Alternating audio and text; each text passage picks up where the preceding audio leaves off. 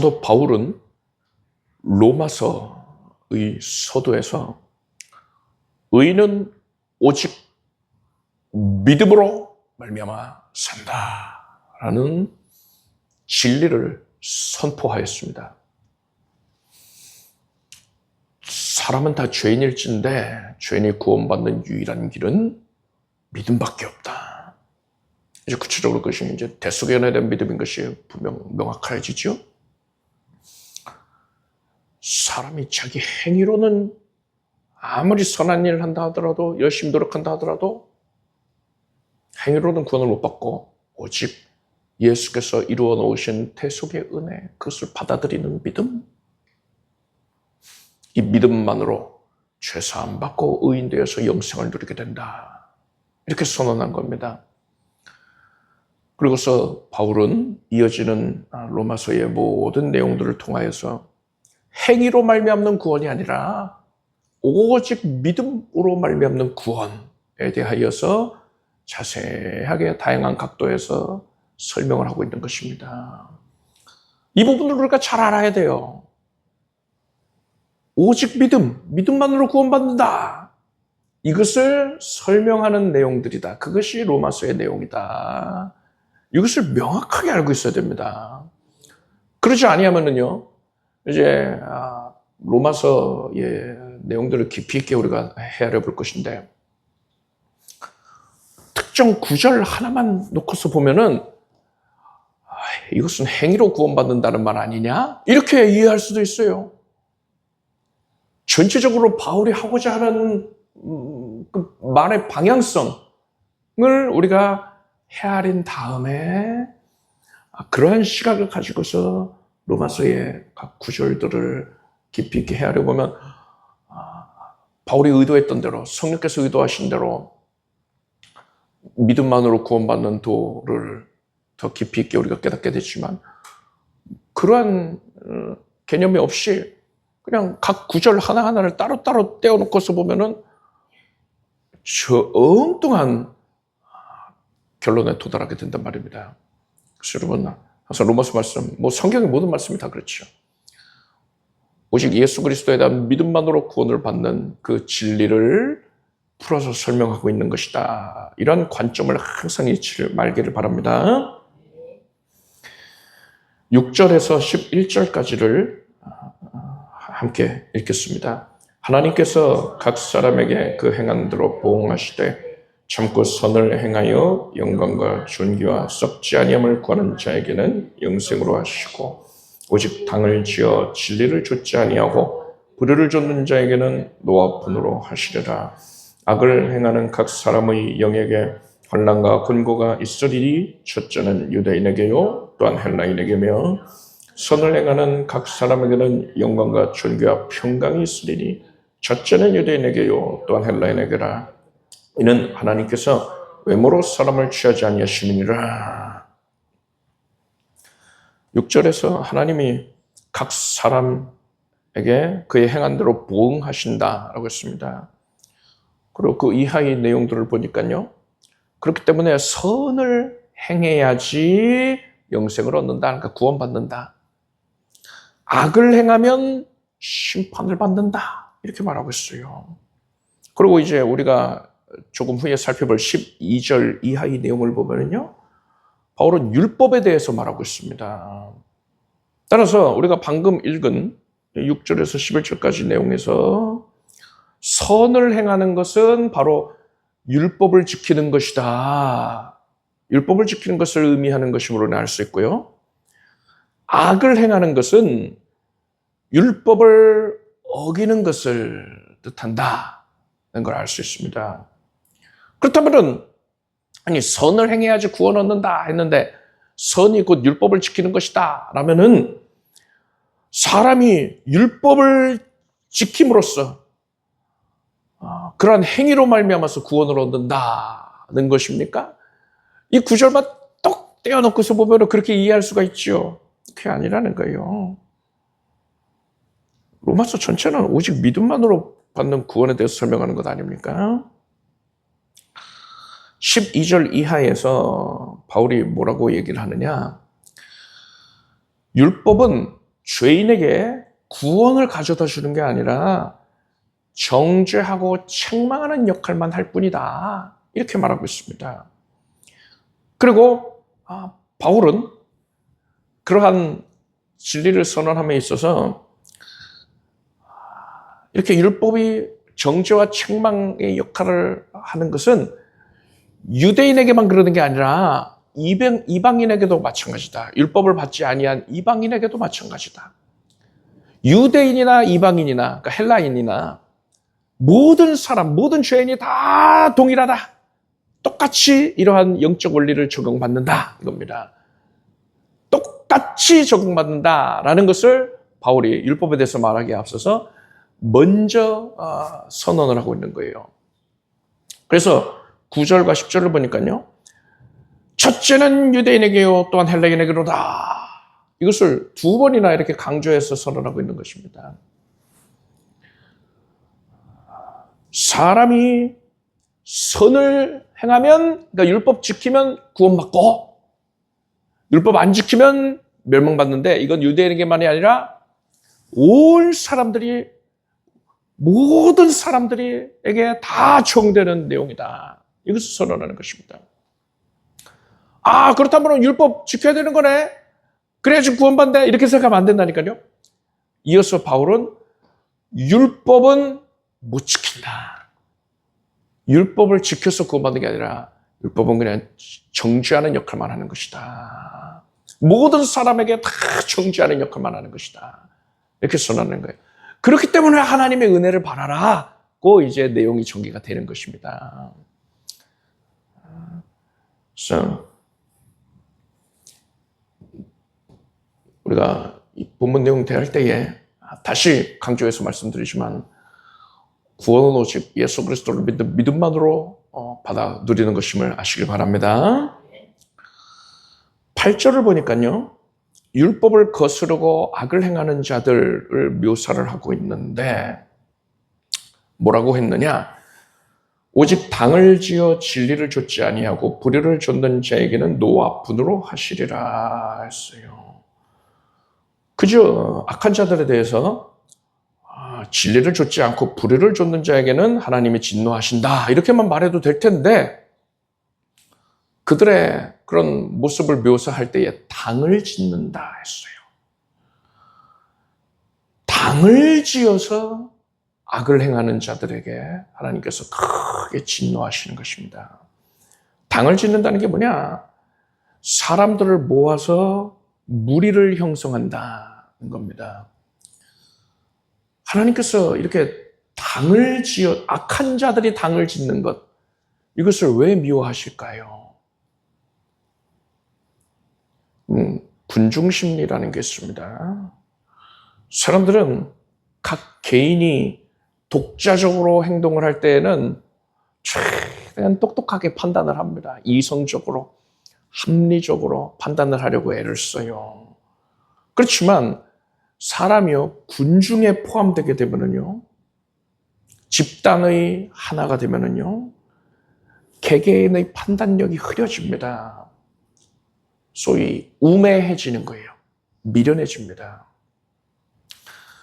군중에 포함되면은 감정적이고 또 즉흥적인 반응을 하기가 쉽습니다. 유럽의 그 축구 매니아들 있잖아요. 훌리건이라고 하나요? 그런 사람들이 축구 경기 끝나면은 뭐 자기네 팀이 안 좋지 않은 결과를 얻었다든가 뭐 하면은 정말 야만적인 행동들을 합니다. 막 보이는 걸 다 부수고 뜯어버리고 패싸움을 하고 그런단 말이죠. 아니 신사적이었던 사람들이 축구 경기 하려고 같이 응원해서 모여서 집단을 이루니까는 완전히 도저히 뭐 상종치 못할 정도의 그런 아주 저급한 행동들을 서슴없이 보인단 말입니다. 왜요? 군중심리 때문에 그래요. 군중의 일원이 되면은 도덕성이 마비가 되고 감정적으로 변하고 그래서 혼자서는 어떻게 내가 그런 악한 일을 하느냐 하고서는 전혀 거들떠보지도 않은 일들을 군중의 일원이 되면은 서슴없이 행합니다. 사악한 말도 내뱉고 그것을 실행에 옮기고 한단 말이에요. 빌라도에게 예수를 십자가에 못 박으시오 외쳤던 군중들, 그들이 정말 그 개개인들 하나하나가 예수는 반드시 십자가에 못 박아 죽여야 돼 이런 생각을 갖고 있었겠습니까? 아니에요. 배후에 대제사장이 있었습니다. 그 사악한 자가 있었어요. 그가 예수를 십자가에 못 박으라고 소리쳐라 지시를 하니까 대제사장의 수하들이 그것을 크게 외쳤고, 군중들은 그게 온 무리의 공통된 의견이라고 생각을 해서 흥분돼 있으니까요. 흥분해서 그것을 함께 외친 겁니다. 선동당한 거예요. 이성적으로 판단하는 것보다 감정에 쉽게 치우치는 그런 성향이 큰 사회일수록 선동당하기 쉽습니다. 우리 민족은요, 정이 있다 이러잖아요. 아주 좋은 표현이죠. 긍정적인 입장에서 얘기를 한 것이고요. 부정적으로 얘기를 하자면은 감정에 쉽게 휘둘린다 하는 거예요. 그 어느 민족보다도 감정에 쉽게 휘둘려가지고 취약점을 보니까 우리 민족한테, 우리나라 국민들한테 아주 그냥 아킬레스건이 뭡니까? 선동당하기가 쉬워요. 참 안타깝죠. 막 으쌰으쌰 하고서는 들고 일어나서 아주 선한 일을 할 수도 있는데 그런 에너지가 부정적으로 발현이 되면 소위 선동당하는 거예요. 광우병 사태라든가 뭐 이태원 참사 때에 난리를 좀 부리고 후쿠시마 오염수 뭐 큰일 난 것처럼 온 국민들이 막 들썩들썩 그랬잖아요. 지금 그런 사람들 어디 갔어요? 앞장서서 소위 그런 선동을 하던 자들 어디 갔습니까? 지금 뭐 미국산 소고기 잘만 먹잖아요. 머리에 구멍 뚫린다고 하던 자들 어디 갔어요? 과학이랑은 상관이 없게 그냥 괴담을 만들어낸 자들 아닙니까? 이들이 온갖 언론을 다 휘어잡고 있어요. 이거는 마지막 때에 어쩔 수 없이 그리 될 것이라 제가 말했잖아요. 마귀가 그렇게 합니다. 언론이 마귀에게 자각이 되고 마귀에게 합당한 사상들이 온 세상을 뒤덮게끔 합니다. 제가 말씀드렸던 그러한 선동들, 그 배후에 북한이 있었다는 게 밝혀졌어요. 이건 사실이에요. 북한에서 지령을 내립니다. 나라를 혼란스럽게 만들어라, 정부의 기능을 마비시켜라 하면서 그러한 구체적으로 그 구호까지 정해줘요. 선동을 이런 식으로 해라. 내려보내서 그 내용이 다 밝혀졌잖아요. 근데 언론에서 많이 안 다뤘죠. 다 한통속이라 그래요. 이미 다 밝혀졌어요. 근데 최근에는 북한에서만 그렇게 선동하는 게 아니라, 북한의 지령으로만 그렇게 선동하는 게 아니라 중국이 깊이 개입되어 있더군요. 이건 뭐 제가 지어낸 말이 아니고 미국에서 분석을 한 거예요. 트럼프의 그 참모진들이 오늘날 우리나라의 이러한 아주 큰 소용돌이 가운데 있지 않습니까? 이것이 배후에 중국이 한 것이다. 그래서 그 탄핵 찬성 집회 가보면 중국인들이 그렇게 많아요. 샬라샬라샬라 하고 있어요. 그게 또 문제가 되니까 이제 입을 다물고 있습니다. 최대한 말 안 하고 있어요. 근데 자기들끼리 얘기하는 거 보면 중국말이에요. 그 사람들 왜 거기 있어요? 지령을 받고 왔대요. 중국에서 그렇게 하는 거 우리나라 사람보다요. 우리나라 사람들 쉬쉬하잖아요. 미국에서 이미 다 알아요. 방송에서 얘기하고 있어요. 중국이 배후에 있다. 그래서 굉장히 크게 우려하고 있다고 합니다. 트럼프 참모들도요. 그래서 뭔가 뭐 조치를 취하겠지요. 트럼프도 중국을 경계하고 있으니까.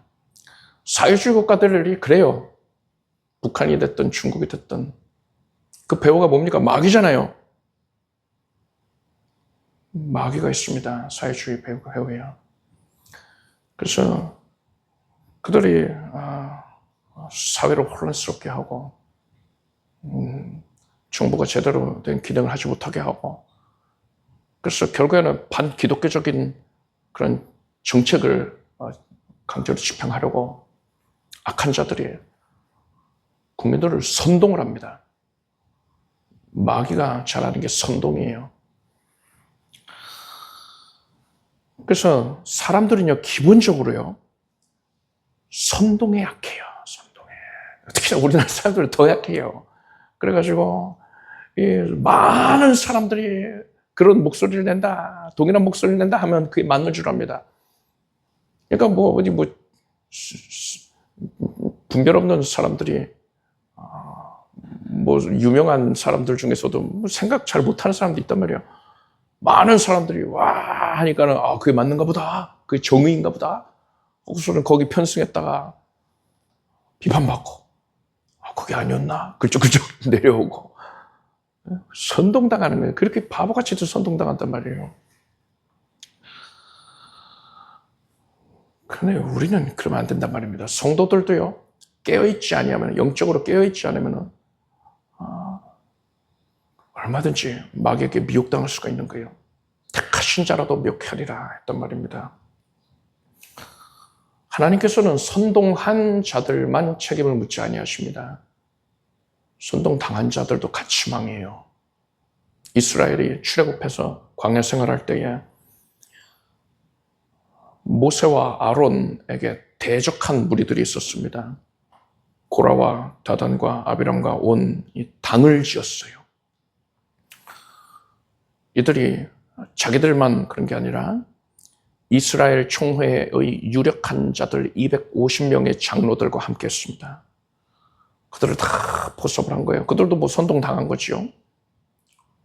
그래서 그들이 백성들 대표랍시고 무리를 지어서 나와서 백성들 앞에서 모세를 비난합니다. 백성들이 동요가 크겠지요. 백성들도 지금 선동당하고 있습니다. 그런데 모세 앞에서 고라의 그 악한 무리들이 그렇게 250명이나 선동이 당해서 패역한 짓을 할 때에 하나님께서 어떻게 하셨느냐? 고라와 다단과 아비람과 온만 심판하셨느냐? 그렇지 않았어요. 땅이 입을 열어서 그 주동자들과 함께하고 있는 가족들도 우리 할아버지가 맞아 하고서는 함께하고 있는 자들이 있다면 땅이 그들을 삼켜버립니다. 산채로 지옥에 들어가요. 고라의 자손들은 그런데 우리 아버지가 틀렸어, 우리 할아버지가 틀렸어 하고서는 고라를 곁에서 피했죠. 우리는 아버지와 함께 못합니다 하고 떠나갔어요. 그들은 생명을 건집니다. 오히려 큰 축복을 받죠. 그래서 시편에 보면 고라 자손의 시 있잖아요. 선동 안 당한 거예요. 영적인 분별력이 있었으니까요. 하나님의 뜻이 무엇인지 알았으니까요. 그런데 그들과 함께했던 자들은 땅이 그들을 집어삼키고 그들에게 또 적극적으로 선동된 자들 250명의 장로들 어떻게 됐습니까? 향을 들고 있었는데 여호와의 불이 나와서 그들을 살라버립니다.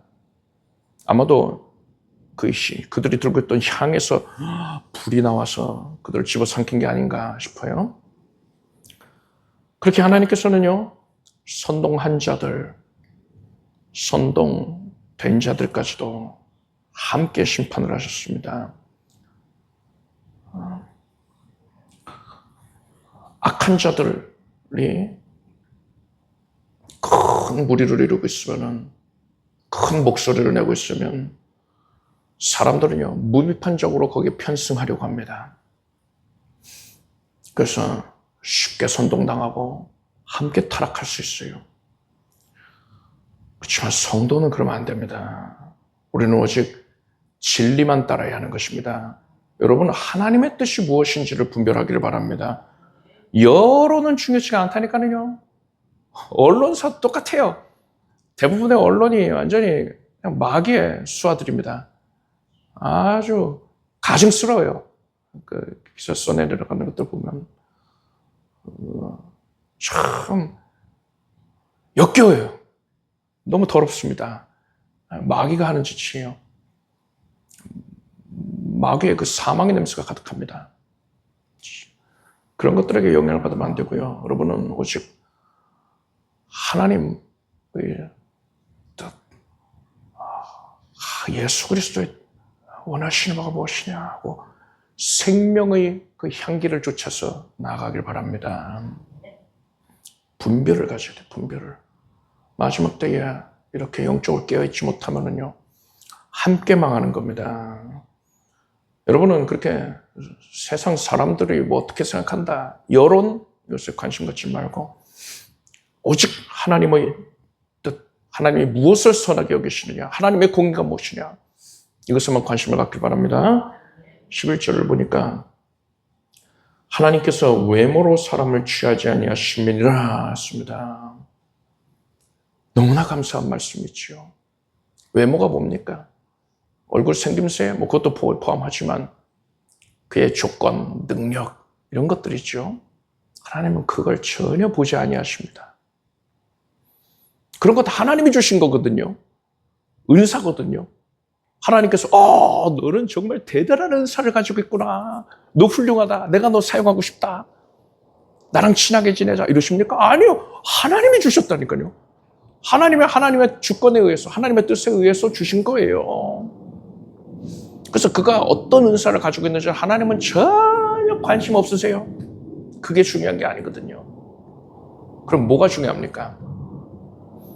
그의 중심이 뭐요? 하나님을 사랑하는가? 이걸 보시는 겁니다. 정녕 하나님을 간절히 사랑하고 있는가? 이것만 보신다는 걸 여러분 아시기 바랍니다. 이스라엘의 초대 왕이었던 사울, 하나님 앞에 교만하여 불순종합니다. 경고를 무시하고 또 악을 행했죠. 그래서 하나님께서 사울을 버리십니다. 하나님께서 사무엘 선지자에게 베들레헴에 가서 이새의 아들들 중에 내가 택한 자에게 기름을 부어라. 그러니까 그를 왕으로 세웠음을 그에게 깨닫게 하라. 이거죠. 사무엘이 베들레헴에 도착해서 이새와 그의 아들들을 초청합니다. 화목제를 드렸으니 화목제 제물은 제사 드리는 사람이 제물을 자유롭게 나누어서 다른 사람들과 먹는 것이거든요. 화목 제물을 함께 먹자. 그래서 이새와 아들들을 초청을 합니다. 7 아들들이 나왔습니다. 그 중에 첫째 아들 엘리압을 보니까 용모가 수려하고 굉장히 준수하고 신장도, 그러니까 키도 크고 합니다. 사무엘 선지자가 그 모습을 보고는 이 사람이다. 여호와의 기름 부으실 자가 내 앞에 있구나. 이렇게 생각합니다. 근데 하나님이 뭐라고 하셨습니까? 여호와께서 사무엘에게 이르시되 그 용모와 신장을 보지 말라. 내가 이미 그를 버렸노라. 나이 보는 것은 사람과 같지 아니하니 사람은 외모를 보거니와 나 여호와는 중심을 보느니라. 하나님은 외모 또한 앞에서 얘기한 것처럼 다 은사잖아요. 그런 은사를 보지 않고 중심만을 보십니다. 엘리압은 외모는 훌륭할지 모르지만 그의 마음은 하나님께 합당치 아니하였습니다. 여러분, 하나님께서 사람의 외모를 중요하게 여기신다든지 학벌을 보신다면은 재산의 많고 적음, 능력이 많고 적음을 보신다면은 우리 중에 하나님께 택함 받을 사람이 누가 있겠습니까? 뭐 서울대학교 출신이라든가 뭐 하버드 대학교 출신, 재벌 이런 사람들만 구원받지 않겠습니까? 그런데 너무나 감사하게도 하나님께서는 결코 사람의 외모를 보지 아니하십니다. 고린도전서 말씀에 형제들아 너희를 부르심을 보라. 육체를 따라 지혜 있는 자가 많지 아니하며 능한 자가 많지 아니하며 문벌 좋은 자가 많지 아니하도다. 그리고 나 여호와는 심장을 살피며 배부를 시험하고 각각 그 행위와 그 행실대로 보응하나니 그렇습니다. 그럼 우리는 우리의 중심이 어떻게 되도록 가꾸어야 합니까? 이미 말씀드렸다시피 한 가지밖에 없어요. 하나님을 사랑해야 합니다. 진실로 하나님을 절실하게 사랑해야 돼요. 생명 다해 사랑해야 됩니다. 그런데 첫째 아들인 엘리압은 그러지 못했어요. 둘째 아들, 셋째 아들, 그렇게 해서 7번째 아들까지도 그러지를 못했어요. 그들 모두 사무엘의 앞을 그냥 지나갈 뿐이었고 사무엘의 선택을 받지 못했습니다. 하나님이 이 사람이다 하지 않으신 거예요. 사무엘이 이새에게 네 아들들이 다 여기 있느냐? 이새가 좀 당황하면서 아직 막내가 남았는데 그가 양을 지키나이다 했어요. 8번째 아들인 막내가 있는데 그 막내는 나이가 너무 어리다는 겁니다. 그래서 사무엘 선지자를 만나는 이 참으로 어려운 자리잖아요. 격식을 갖춰야 되는 자리잖아요. 여기에 그 아이를 데리고 나오면 신뢰가 될 것 같아서 그 아이에게는 양을 지키게 하였다. 이 아이가, 이 막내가 바로 다윗입니다. 유대 사회에서는 20살이 넘어야지 사회의 일원으로 활동을 할 수 있었기 때문에 이때 당시에 다윗은 20살보다 훨씬 못 미친 한 10대 중반? 초반 정도였을 것이라고 예상이 됩니다. 15살쯤 되지 않았을까 싶어요. 사무엘은 속히 사람을 보내어서 다윗을 오게 하였습니다. 다윗이 사무엘 선지자님이 지금 기다리고 계시다 하니까 얼마나 깜짝 놀라가지고 급히 뛰어왔겠습니까? 머리는 다 헝클어지고 땀이 범벅이 되었을 것이고요. 볼이 발그레해졌을 것입니다. 전혀 가꾸지를 못하고 나온 거예요. 사무엘 선지자가 다윗을 유심히 바라보는 겁니다. 사무엘이 다윗을 보니 그 눈에는 총기가 가득하고 얼굴이 심히 아름다웠습니다. 여러분 이것은 외모 안 본다면서 외모 보내 이게 아니에요. 지금 다윗이 막 얼굴이 흐트러지고 모든 것이 다 엉망인 상태인데 그럼에도 불구하고 하나님께서는 그를 심히 아름답게 보신다는 겁니다. 하나님께서 하나님의 마음으로 사무엘이 다윗을 바라보게 하셨던 거예요. 아버지 이새와 다른 형제들은 땀 냄새 나겠다. 선지자님 앞에 가까이 가면 안 되는데 저 누더기 좀 봐. 양들 치느라고 여기저기 굴렀나. 어떻게 저기 큰 결례를 범하는구나. 걱정들을 하고 있는데 사무엘이 보니까 너무나 아름답더란 말입니다. 하나님이 그렇게 아름답게 보셨어요. 하나님께서 다윗의 내면을 보셨어요. 그가 하나님을 간절히 사랑하는 그 마음을 아시고 다윗을 사랑스럽게 보신 것입니다. 나를 사랑하는 자가 나의 사랑을 입을 것이라 하셨잖아요.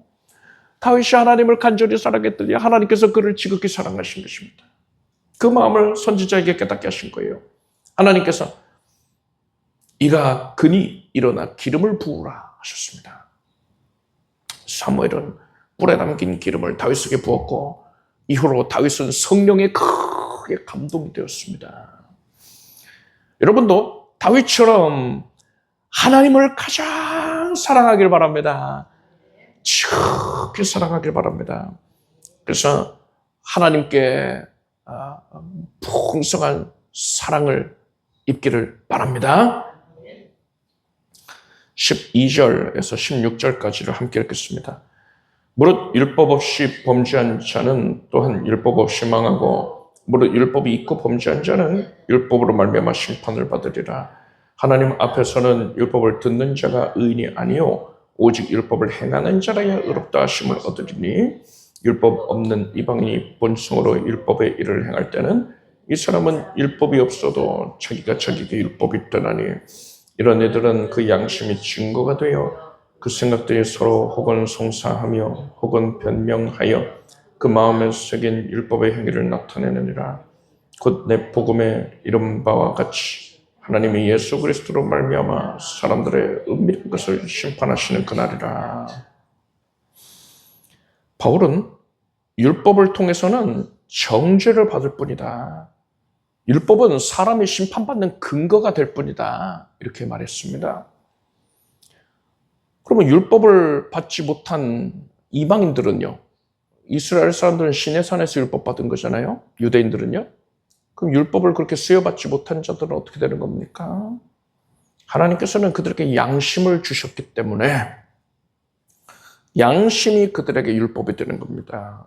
그래서 그들을 정죄한다 했어요. 율법 받은 자는 율법이 그를 정죄하고요. 율법을 받지 못한 자는 양심이 그들을 정죄하는 겁니다. 똑같이 정죄를 받는 거예요. 누가 더 많이 받고 덜 받고 게 아니라 다 같이 자기 죄에 대해서 책망을 받게 된다. 고발을 당하게 된다라는 겁니다.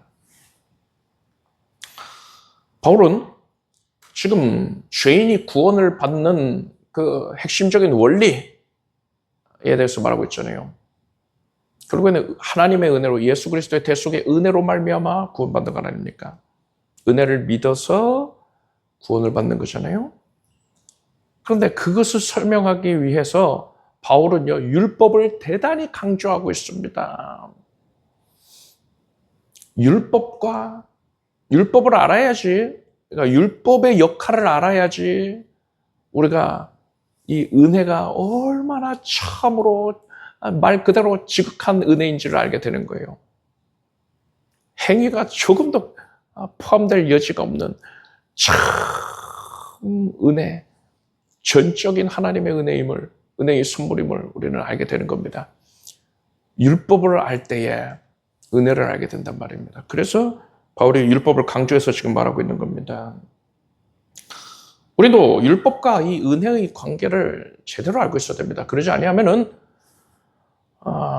이 로마서 말씀을 토막토막 놓고 보면은 그릇된 해석하게 된댔잖아요. 율법주의적인 해석을 하게 될 수도 있단 말입니다. 우리가 율법과 은혜의 관계를 제대로 알지 못하면은 율법주의자들에게 또한 미혹될 수 있고요. 이단들에게 넘어갈 수가 있는 것입니다. 율법과 은혜의 관계가 무엇입니까? 예수께서 내가 율법이나 선지자나 패로운 줄로 생각지 말라. 패로운 것이 아니요 완전케 하려 함이로라. 진실로 너희에게 이르노니 천지가 없어지기 전에는 율법의 1.1획이라도 반드시 없어지지 아니하고 다 이루리라 하셨습니다.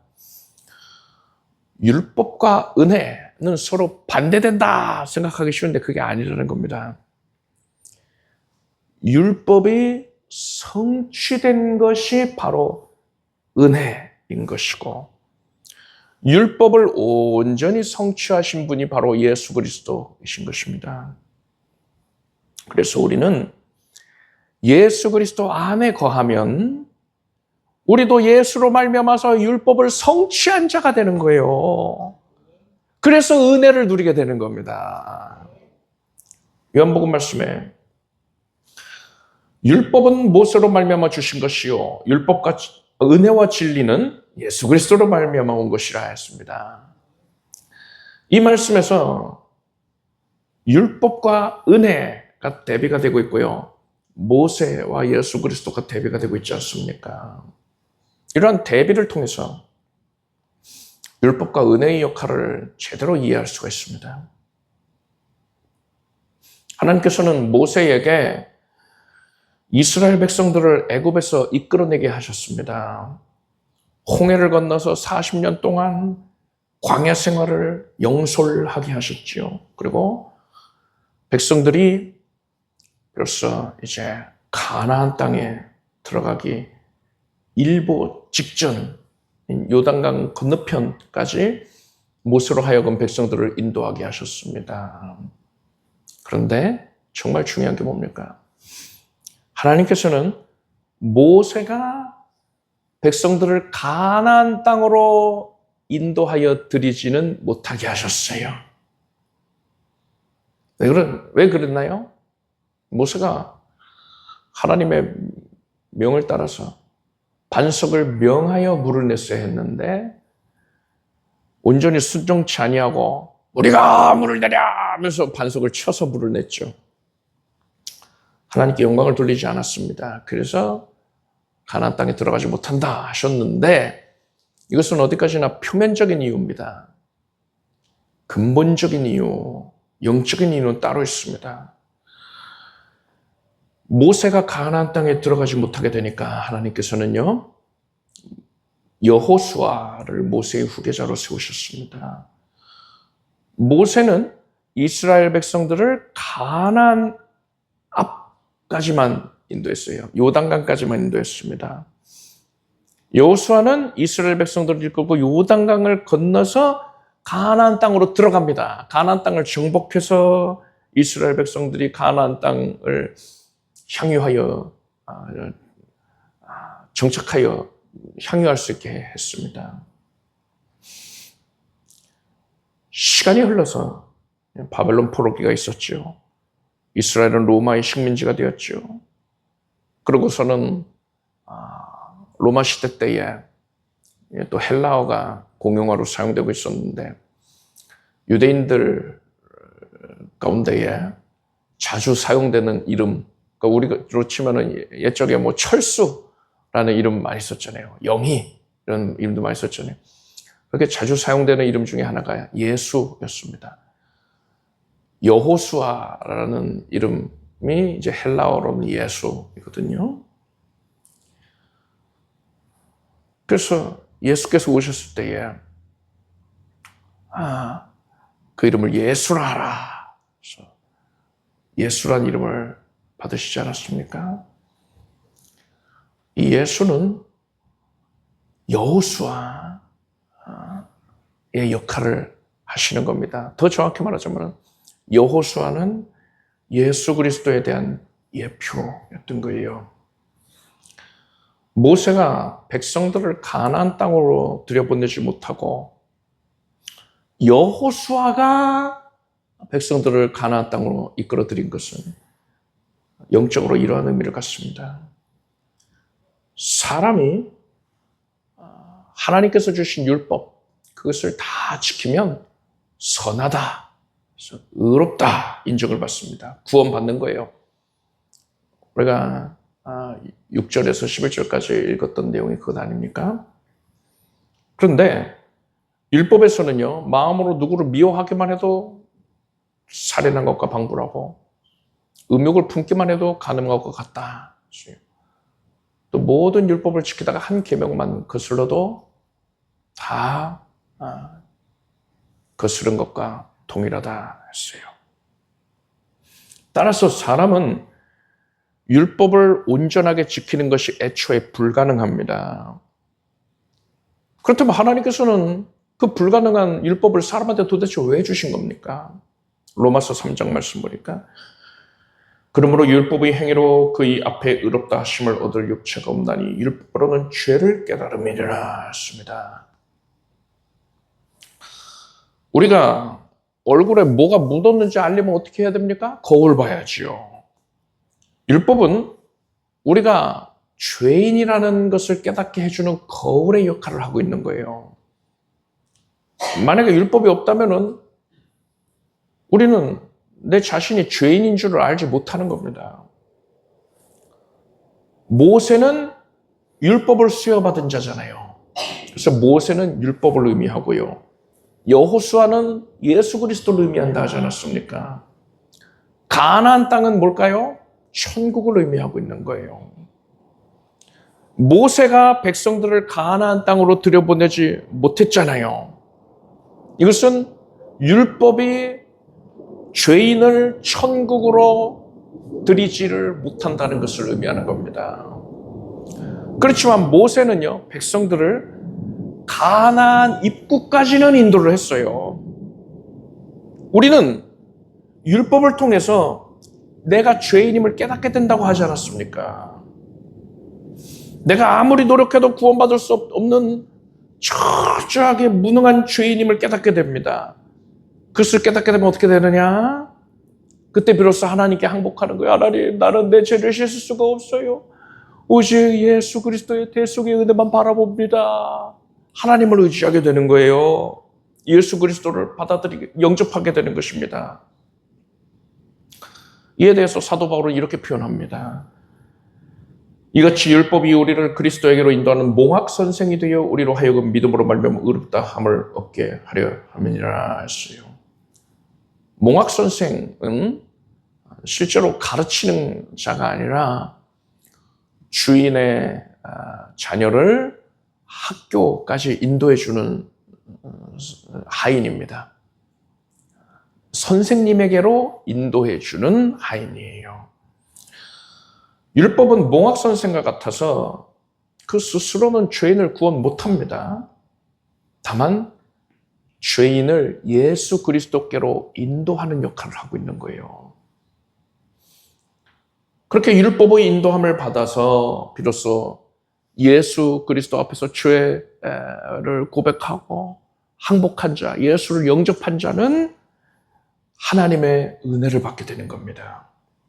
그래서 가나안 땅, 천국에 들어가게 되는 거예요.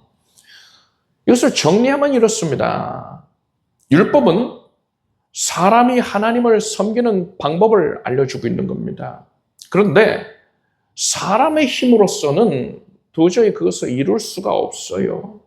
따라서 사람은 율법을 통해서는 자기 자신이 얼마나 추악한 죄인인지 하나님의 의의를 만족할 수 없는 멸망당에 마땅한 죄인인지를 깨닫게 되는 겁니다. 이것을 깨달은 자는 예수 그리스도의 은혜만을 구하게 되는 것이고 하나님께서는 그 사람에게 율법의 모든 요구를 성취해내신 예수 그리스도의 은혜를 허락해 주시는 것입니다. 그래서 그는 예수 안에 거하게 되어서 율법의 모든 요구를 이룬 자가 되는 거예요. 내가 이뤘습니까? 아니죠. 예수께서 이루신 것입니다. 예수로 말미암아서 나는 율법의 모든 요구를 이룬 자가 되는 것입니다. 그래서 하나님 앞에 선하다.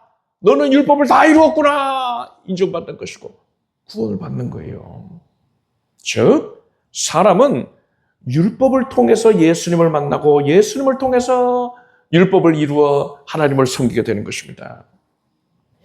여러분은 이러한 율법과 은혜의 관계를 분명히 이해하시길 바랍니다. 그래서 여러분은 앞으로 우리가 이 성경 구절을 깊이 있게 헤아려나갈 것인데 지엽적으로 율법을 지켜야 의로워진다 이런 말씀들 가지고서 문자적으로 그것을 율법을 지켜야지 구원받는 것이다 이런 식으로 해석할 것이 아니라 이러한 전체 맥락 율법과 은혜의 관계를 충분히 헤아림으로써 성령께서 원하시는 바대로 건강하게 성경 말씀을 이해할 수 있게 되길 바랍니다. 기도하겠습니다. 하나님, 우리에게 참 진리를 깨닫게 해주셔서 감사드립니다. 하나님의 뜻만이 중합니다. 세상 여론에 우리가 영향받지 아니하고 오직 하나님께서 무엇을 선히 여기시는가, 하나님의 공의가 무엇인가 이것만을 바라고 성령의 뜻만을 좇게 하여 주시옵소서. 우리의 마음의 중심은 오직 하나님을 사랑하는 심령으로 가득하기를 원합니다. 하나님께서 외모를 보지 아니하시는 것을 감사합니다. 우리가 하나님을 사랑하는데 전념하여서 다윗처럼 하나님께 큰 사랑을 더 힘있게 하여 주시옵소서. 예수님의 이름으로 기도드리옵나이다. 아멘. 모두 자리에서 일어나시기 바랍니다. 가슴에 손을 얹고 앞으로 손을 얹고 기도하겠습니다. 하나님, 신령한 분별의 은사를 구합니다. 이 마지막 때에 악한 세상에서 물들지 아니하고 진정 진리를 바로 좇는 삶을 살 수 있도록 우리가 그동안 가져왔었던 모든 생각들, 판단들 내려놓고 오직 하나님의 뜻과 하나님의 판단을 신뢰하고 받아들게 하소서. 주님 앞에 겸비하여 나의 마음을 낮추고 주의 뜻을 받듭니다. 이러한 심령에 복을 내려주시옵소서. 영육간에 강건하게 하여 주시고 지금 성령님의 임재 교통 역사하심을 누리게 하소서.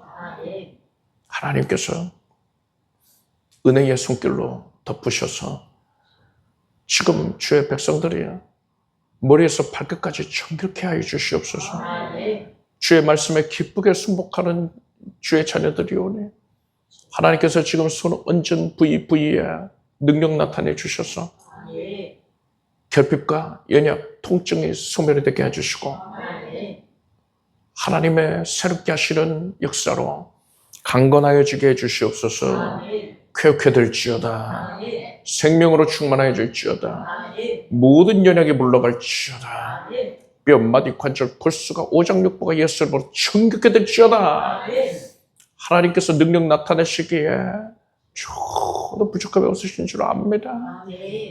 내 아버지는 부요하셔서 넉넉하셔서 치유의 은혜를 넘치게 나타내시고 심령이 회복되게 해주시며 또한 우리의 삶의 형편을 곤고하면서 이제 부욕해 해주시나이다. 하나님의 은혜로 신령한 복과 더불어 기름진 은혜가 총총히 따를 것이고 하나님을 기뻐하며 하나님을 섬기는 데에 열정을 내게 될지어다. 하나님을 사랑하는 마음을 적극적으로 표현할 것이고 그래야 하나님께 인정받게 될지어다. 가정이 복을 받고 삶의 터전이 크게 융성케 될지어다. 예수님의 이름으로 기도드립니다. 믿은 대로 될지어다. 박수 모르겠습니다. 자리에 앉으십시오. 준비하신 예물을 정성된 마음으로 하나님께 드리겠습니다. 드리신 예물을 위해 축복 기도하겠습니다. 하나님을 사랑하여 자원 작정한 마음으로 주님께 헌신하였습니다. 하나님께서 기쁘게 거두어 주시고 하나님의 능력의 손길로 주의 자녀들을 안수해 주셔서 응답이 차고 넘치게 주시옵소서. 오래도록 기도했던 간절한 제목들이 다 응답받게 주시옵소서. 예수님의 이름으로 기도드립니다. 우리 주 예수 그리스도의 무한하신 은혜와 하나님 없이의 사랑과 성령님의 교통하심이 오늘 거룩한 수요 예배에 함께한 사랑하는 성도들 위해 영원토록 함께 오시기를 축원합니다.